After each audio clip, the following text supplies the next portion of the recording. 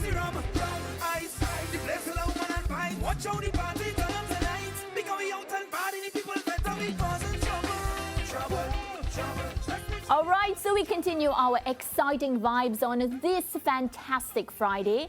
Lance and I just had a great conversation with reggae songstress Savannah. And now we up the pace a bit to feature one of soca's superstars in our special celebrity knock treat. His real name is Aaron St. Louis, but he goes by the stage name Voice, a three-time international soca monarch, won in 2016, 2017, and 2018, including being the youngest to ever win it at age 24. He's grown into one of the biggest stars in soca history, showing his diversity, producing inspirational hits like Peace of Mind and Alive and Well, along with party tunes such as Out and Bad and Long Live Soca. A dynamic performer, singer, songwriter, and fashion icon, Voice joins us in our studio here in downtown Kingston. Good afternoon, a pleasure to have you here on set. Pleasant, good afternoon, what an introduction.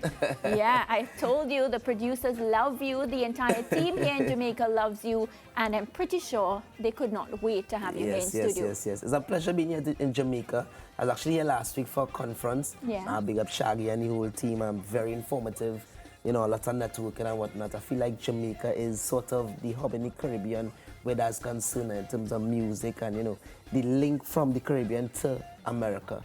So, I mean, I thoroughly enjoyed that conference last week. Yeah, happy to have you back again. I mean, Yes, Jamaica yes, soon yes, be yes, his second home like mine. Yes. So how was Trini Carnival? I was there. It was my first time playing, let me just say that. Yeah, it was First so time good. playing Carnival as a Trini. Yeah, okay. So we skipped that part. It was so good though. Have you recovered? Not 100%. Yeah. But, you know, I mean, time waits on no one. So we have shows with the tours starting from this weekend, and we go straight down till maybe Miami Carnival. Yeah. There's no stopping. We plan to do a Vibes with Voice tour, and then obviously we have the other shows and whatnot in between. But Carnival for me generally was amazing. It was a short season. Usually sometimes we get about 8 weeks or so. This Carnival was about 6 weeks at max. So a lot of the events kind of, you know, cramped up, so to speak. So some nights you have 4 shows, some nights you have 3 shows, and there's a lot of big shows happening on the same night because it's a short season. You know which one I loved? I loved when you performed at Picnic. Yeah, It was so good, yeah. Voice. Like you literally, your entire pores would raise when you perform. It was that good. Thank you so much. Picnic was actually a great one for real. Yeah. So for 2024, you know, a lot of us love Penthouse. Yes. Mine is Trinidad Sweet. Maybe because I'm Trini, and when I hear it around in Jamaica, it Yeah. just feels, I feel really proud. Yeah. How would you say your 2024 season has gone for you so far? I mean, it's still new, but Yeah, it is still very new. I would say it was a great season. We were able to discover some new things with Like what? the brand. So a lot. One of the main things I would say though is that the type of song that we released, we felt like we should have maybe changed the order of releases. Because I would usually like to start my set, you know, more up tempo. You come out and there's vibes and there's action and people jumping up and waving. And, you know, learning from how we release songs this season, we felt like the earlier songs were the ones that got enough time to, you know, soak and marinate build with the up, people. yeah. So the later ones that we were expecting, you know, these are going to be the big ones. It didn't have enough time for the I people to agree. learn it. You know, so Penthouse happened to be that song where we dropped it probably like in October or so, and it just grew and grew and grew until it just exploded in the Carnival season. yeah, just like you and your Yeah. career, because I was doing some research, and I mean, I'm Trini, so I know Yeah. when you started the music. I remember when you won Soca Monarch. Mm-hmm. I felt as if that year nobody deserved it except you. And the thing is, you were new to the Yes, scene yes, for, you know, very new. soca lovers and everything. But I want you to tell our viewers, because you started music in Form 5, Right, yeah. because you didn't want to play the pan for CXC. Right, exactly. So me being, you know, very lazy at that point in time, you know, for pan and CXC, you would, well, for music and CXC, sorry, you'd have to play an instrument. Right. So I was learning pan at the time, so I felt like I would have been doing that as my instrument for the final examination. Walking in the room and saw one of the guys singing, so I'm like, Miss, how is he singing? I thought she was supposed to play instrument. And she was like, Aaron, well, you know, your voice is an instrument as well. Yes. So I was like, it's much easier for me to learn a song as Than to opposed to learn it learning these notes. hard. It's very difficult if you don't know it. Yeah. All right, so immediately I was like, you know what, I'm gonna try to sing. And I think was in Form 5 was the first time I actually discovered that I actually had a voice. I sang for the exam, I sang in front of the school, and everybody was like, Aaron, you have a great voice, you need to do X, Y, Z. You know, me just being, I wouldn't say, let me just say, this would be the first time I was discovering that talent or that side of me. You know, I always had a passion for music. I was playing parang, I was, you know, involved in the school choir. But in Form 5, now discovering that side of me, I don't think I was taking anybody serious when they was like, yeah, you should start singing.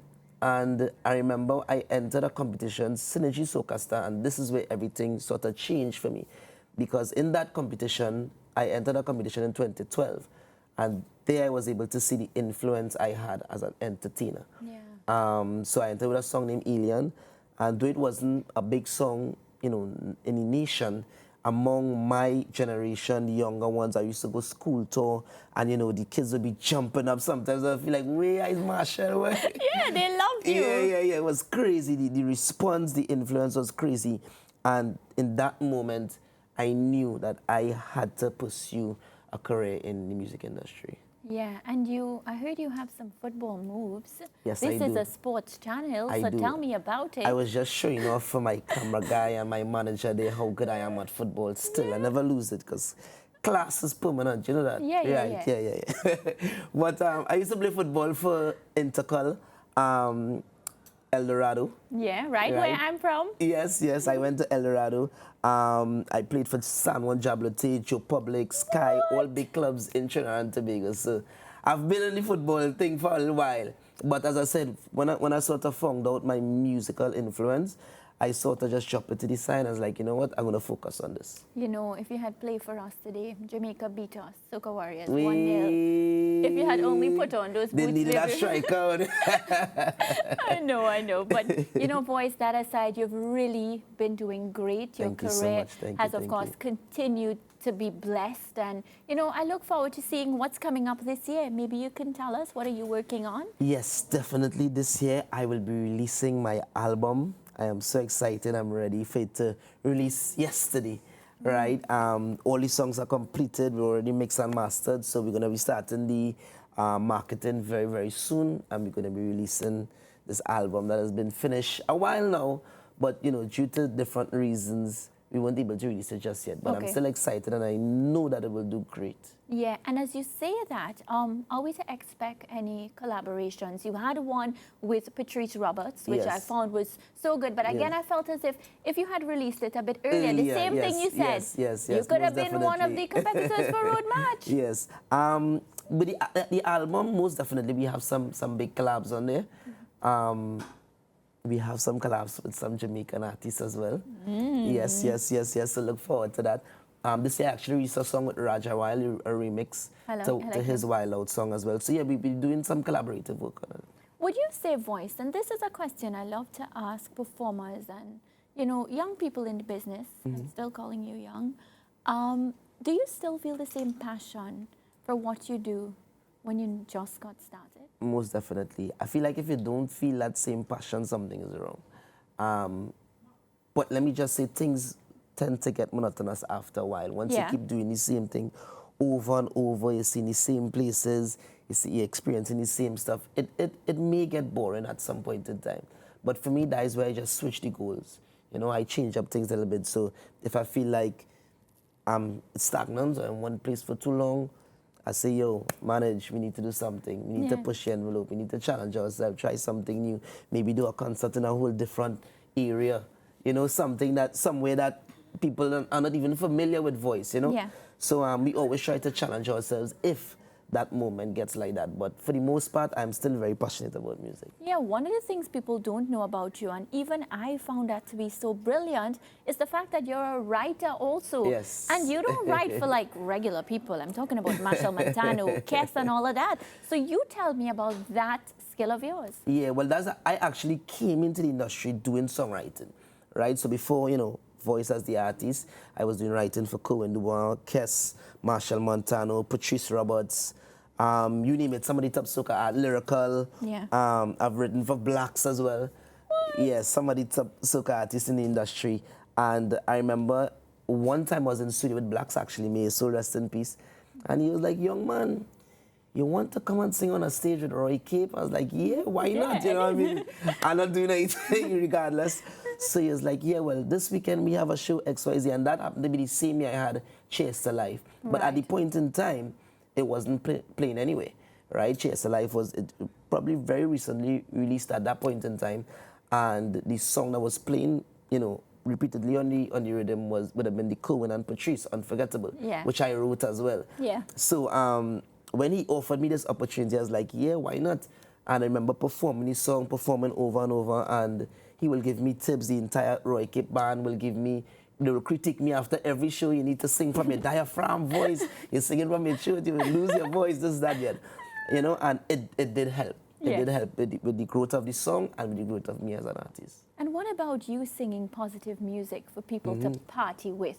I find that as well also incredible, because we go to party and all we think about is wine and jam and rum. But you ensure that people party, but they sing about, loving themselves and being happy to wake up in the morning, chase the life, for example. Where does that come from? I think besides, the party and the festivities, which is, I think a main part of soca music and our culture, we still need to remember, in order for our music to move forward, they need to be able to listen to this music when they're in the car, in the bathroom, outside of the parties and the festivities. And a lot of people don't know, but I've been releasing songs prior to 2016 with, wine and jam, jump up and wave, this, that. And, it's almost like those songs were going on deaf ears. And I felt like, I needed to be true to me, and I needed to sing reality. I needed to be real with the people. And the moment I started doing that, I saw success. I remember going to studio with one line, "From your wake up this morning is a winner." I had nothing else in that song. And I felt like so sometimes when people ask, what was the inspiration for that song, I'll be like, yo, I don't even know. I felt like God said, it was my time, and he just gave me the song. And I remember going to the studio with the one line, and everything else just came. And the entire song was there eventually, So, I feel like this is my purpose, to sort of inspire and motivate the younger ones. Enjoying yourself is a part of it, but I want you to feel motivated. I want to uplift the younger ones. You've really been doing that.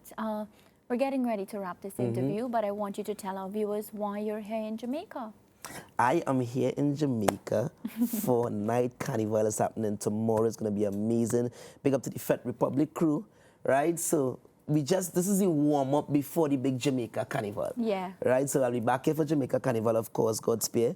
But this weekend is all about Night Carnival, right? Everybody's here, and we're ready to shake the place. Yeah, you heard it from the man himself. Voice will be performing tomorrow. And of course, we look forward to having him here in Jamaica for the entire carnival season. Let's take a quick break. We'll be right back.